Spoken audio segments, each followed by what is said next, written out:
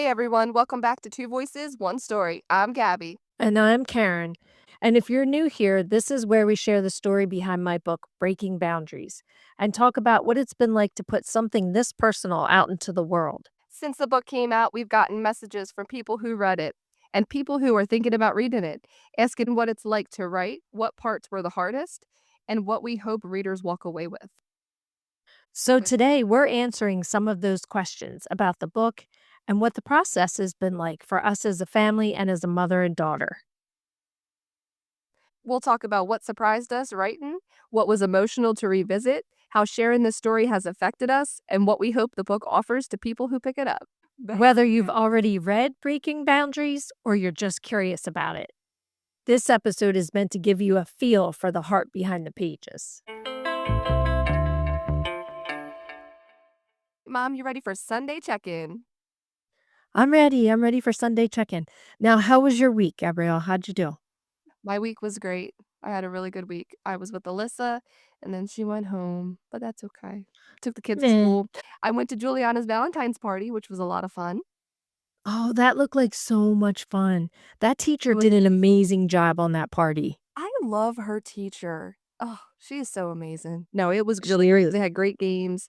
They had great food. I brought cupcakes and cookies. They ate them all. It was fun. What's going on with well, you? How was your week, Mom?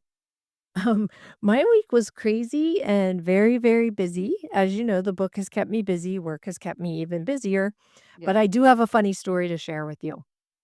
Oh, Um, I can't wait. Let's hear it. okay, so on Fridays, I have to be to work a little bit early, so I went out to start my car, and I went out in my bathrobe. So I come back in, and your dad goes, Karen, were you just did you just start your car? And I said, I did. And he said, well, they said there was a brown animal in the driveway and my bathrobe is cheetah print. So thought I was a brown animal. I thought you were an animal. It was so funny. I just had to tell you about it. I thought it was hilarious. Yeah, because now Ring, I guess they have AI, so it detects what's outside. Right. That is And apparently I'm a brown cheetah animal. You look like a brown cheetah out there, Mom. Oh, that is Yes. so funny. It was cold, wasn't it? But not as cold as it has been. So it is starting to melt finally. I'm ready for Yeah. spring. Yeah. I am It's too. I'm ready springtime. for spring. Yeah. Most definitely.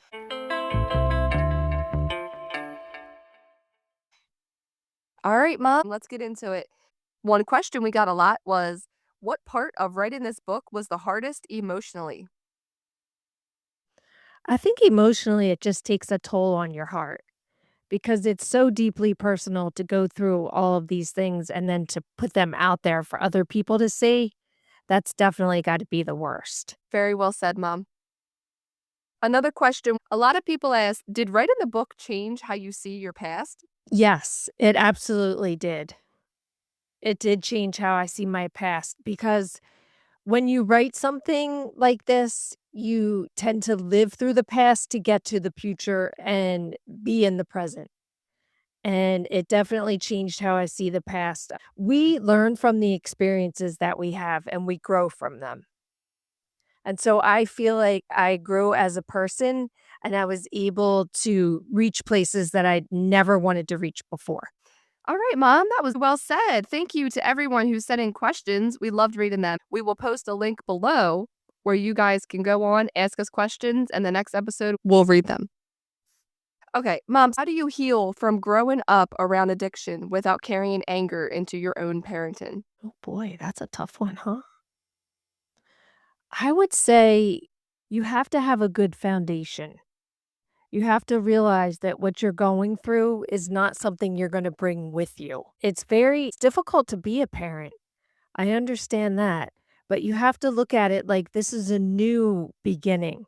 This is your foundation and you're building it for you and your family. Because it is easy to bring that hurt and anger into the future. You just have to stay grounded and tell yourself, this is not what I wanted. And I'm going to change this, and this cycle will not continue to repeat itself. That's really good.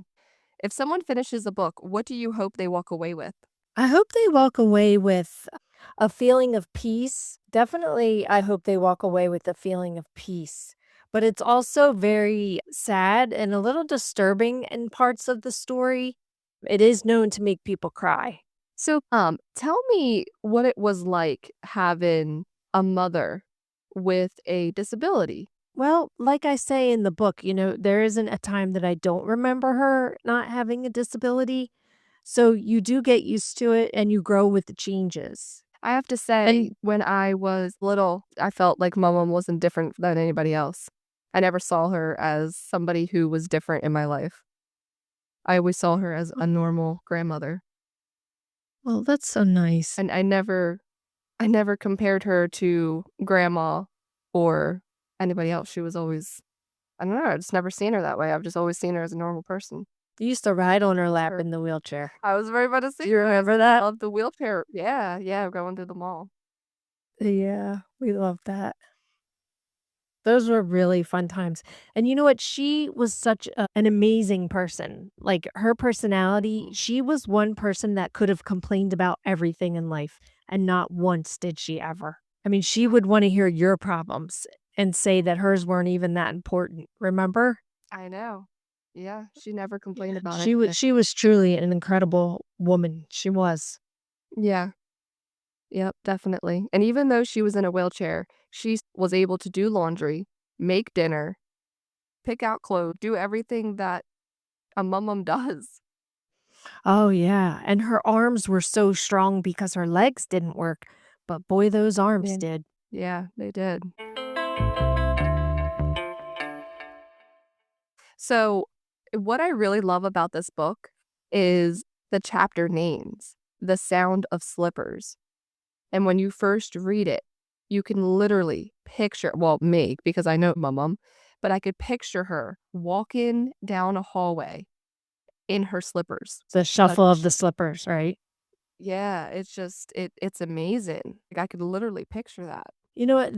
That's a compliment because that was really my hope, you know what I mean, for people to take themselves and put themselves there.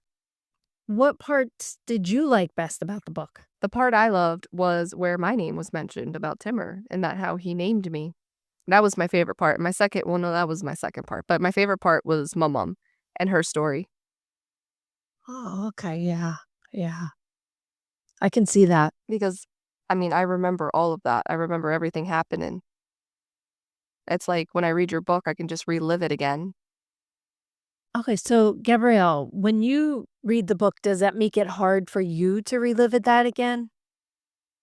Yes, it makes it very hard, and I cry every single time. Yeah, that's tough. Just It's think very moving. the only one I wasn't there for was Timur because I was just bored. But all the other ones, I remember the phone calls. I remember going to all their funerals. I remember everything.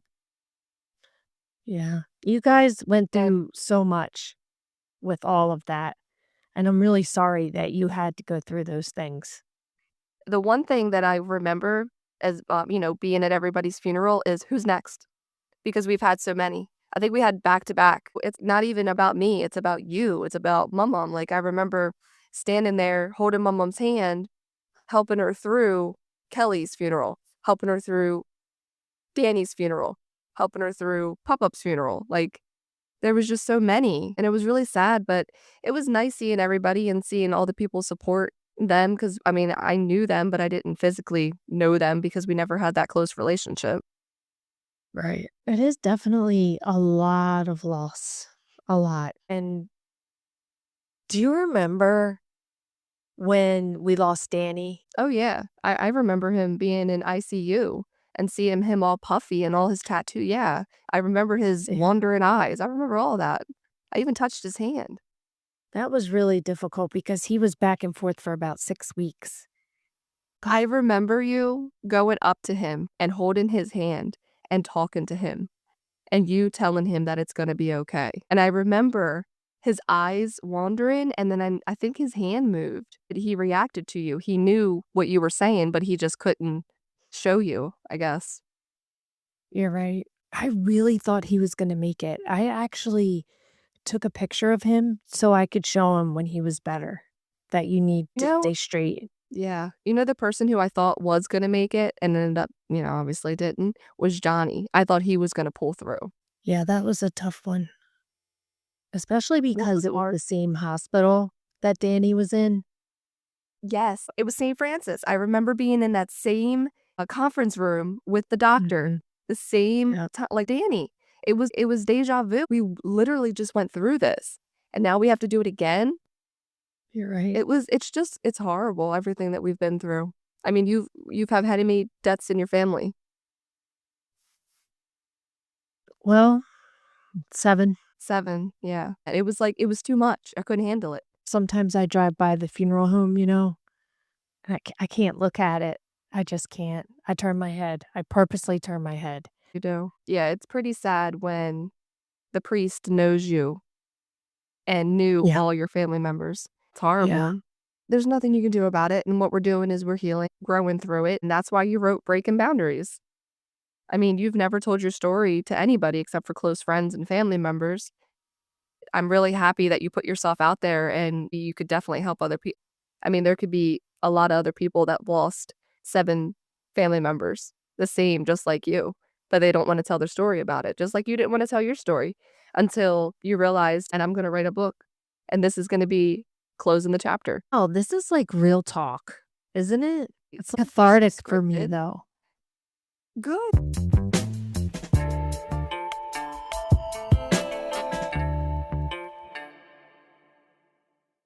Okay, so mom, I really wanna talk about is the invisible strings, okay?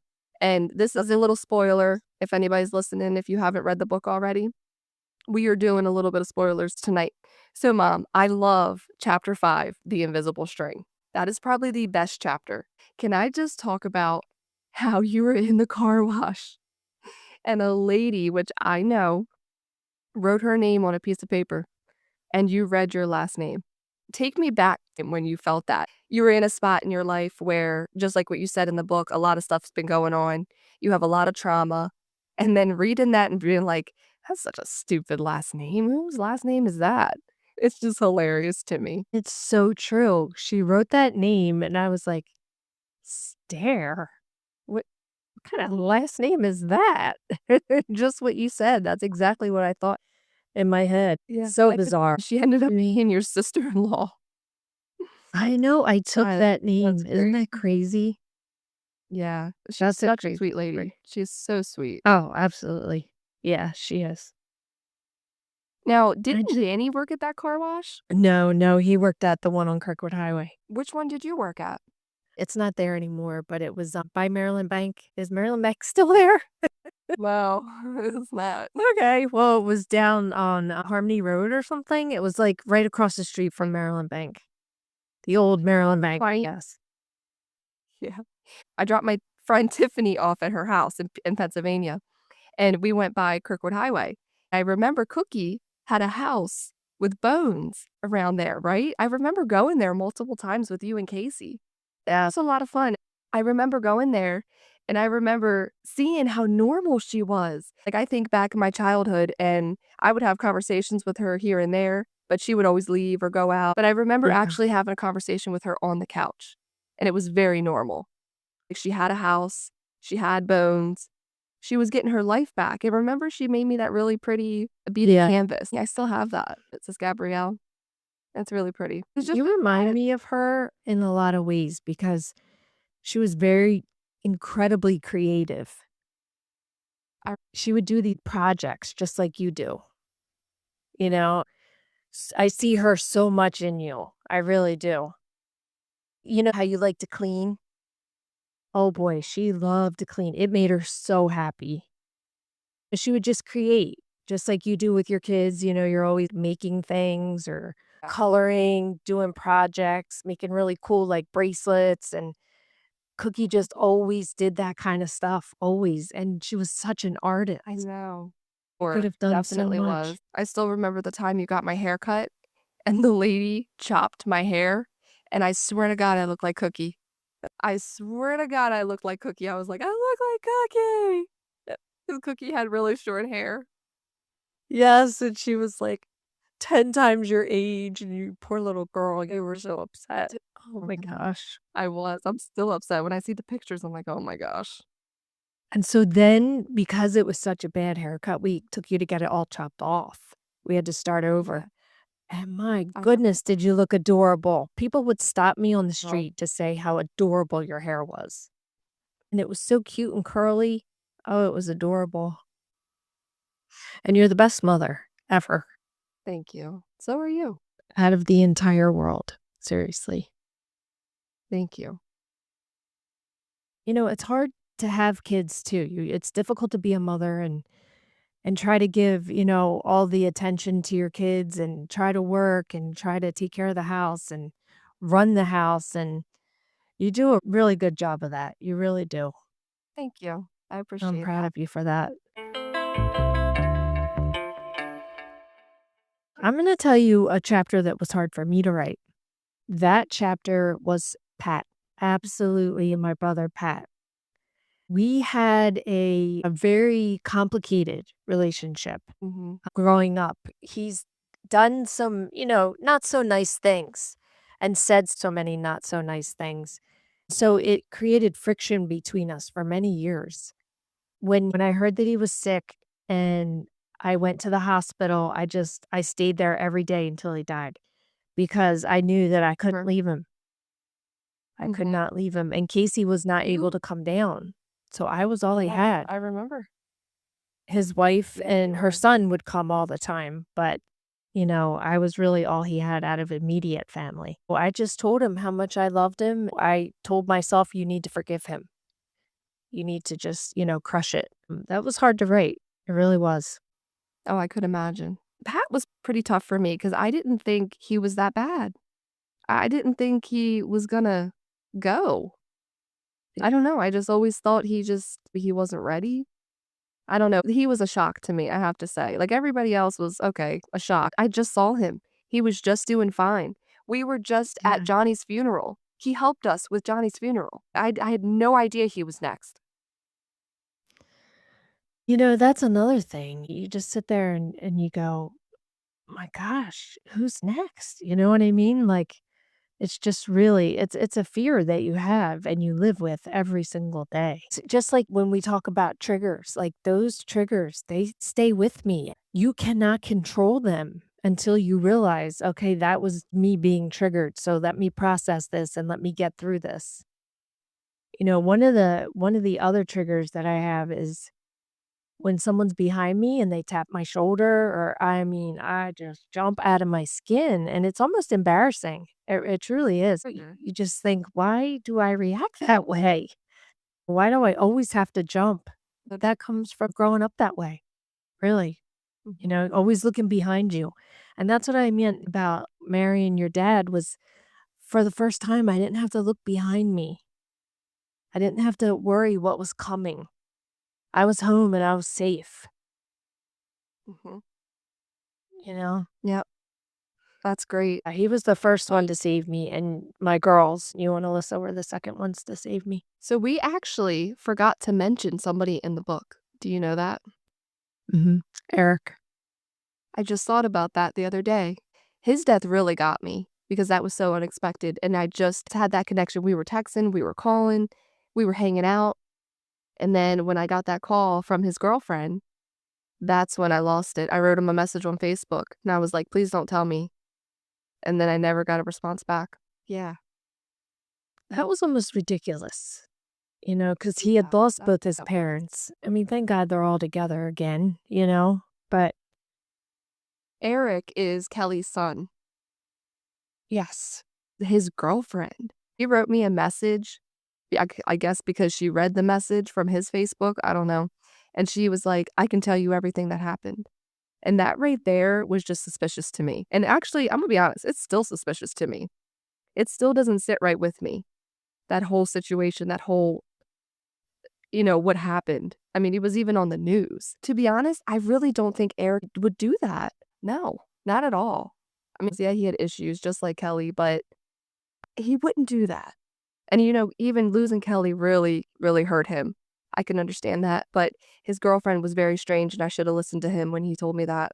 Yeah, and I mean, To jump out in front of a train like that? Yeah. That's a horrible way to go. Yeah, I know, but then also, I'm not gonna say too much, but the girlfriend, when she wrote, she told me every single gruesome detail. Why in the heck would you tell your boyfriend's cousin that? You know what I mean? Like, I Mhm. still remember going to his funeral, and I was talking to somebody, I don't know who the guy was, but he was telling us that he was set up. This is something he wouldn't do. So, I know it's too late to even do anything now, but just thinking about it, it's crazy. It still haunts me till this day. It's horrible. Let's start with this, okay? We were gonna put a lot of stuff in this book, but for some odd reason, a lot of it did not make it in. We would look back and we'd be like, "Wait, didn't we say?" We're like, "Okay, that's a sign. They don't want Yeah. that in the book." So, there was a lot of things that we actually did put in the book that did not make it, which is kinda Mhm. crazy. It is a little odd. It was weird looking back on it.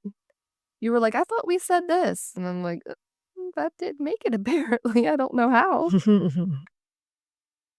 But, I mean, I think It it's good.